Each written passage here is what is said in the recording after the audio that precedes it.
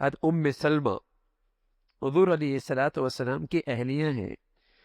فرمانے لگے حضور علیہ الصلوۃ والسلام ایک دن رات کو اٹھے جلدی سے اور سبحان اللہ فرمایا، اور فرمایا اللہ نے کتنی نیکیوں کے خزانے اتارے ہیں اور فتنے بھی اتارے ہیں، کتنے فتنے اتارے ہیں.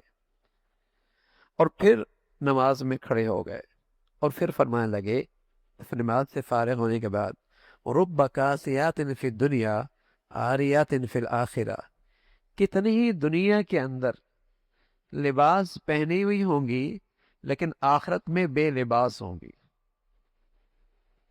اتنے لباس پہنی ہوئی ہوں گی دنیا میں، آخرت میں بے لباس ہوں گی. یہ فتنہ ہی ہے کہ بس اوقات جسم کا لباس لباس نہیں ہوتا، بس اوقات جسم کا لباس لباس نہیں ہوتا. تو رسول اللہ صلی اللہ علیہ وسلم نے فرمایا کہ اللہ رب العزت نے فتنے بھی اتارے ہیں، نیکیوں کے خزانے بھی اتارے ہیں. تو ہمیں فتنوں سے بچنے کے لیے گھروں کے اندر عبادت کا ماحول بنانا چاہیے، نیکی کا ماحول بنانا چاہیے، تاکہ میرے گھر کے اندر فتنوں کو راستہ نہ ملے، تاکہ ہمارے گھروں میں برائی کو راستہ نہ ملے.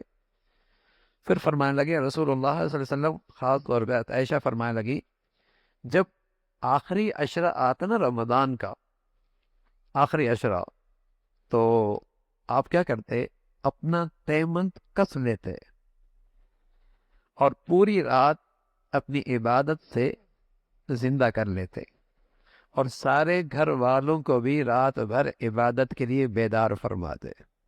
کون ہے بھائی؟ اللہ کے نبی ہیں، بخشے بخشائے ہیں، بخشے بخشائے ہیں، خطا نام کی چیز کوئی نہیں.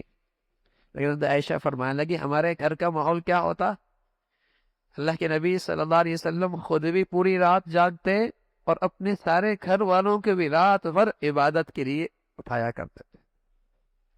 پوری رات عبادت ہو رہی ہے. حضرت علی بن طالب فرمانے لگے رسول اللہ صلی اللہ علیہ وسلم رات کے آخری حصے میں اٹھتے، رات کے آخری حصے میں رمضان میں اپنے گھر والوں کو اٹھاتے اور پورے سال وطر کے لیے تو رات کے آخری حصے میں اپنے گھر والوں کو بھی اٹھایا کرتے. حضرت عائشہ سے کہتے اوتر عائشہ اٹھو نا، وطر کا وقت ہو گیا ہے. سنت یہی ہے کہ وطر رات کے آخری حصے میں پڑھے جائیں عام دنوں کے اندر.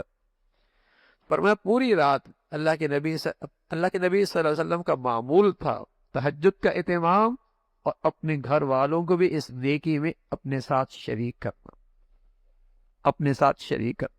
سچ بتا رہا ہوں، اگر میاں بیوی ایک دوسرے کے لیے نیکی کا باعث بن جائیں، سبحان اللہ، اس سے جو محبت میں مٹھاس پیدا ہوتی ہے وہ دنیا کی کسی اور چیز سے نہیں پیدا ہوتی. اس سے جو محبت میں مٹھاس پیدا ہوتی ہے اور کسی چیز سے نہیں پیدا ہوتی. اس سے جو آپس کا اعتماد کی فضا بنتی ہے کسی اور چیز سے نہیں آتی.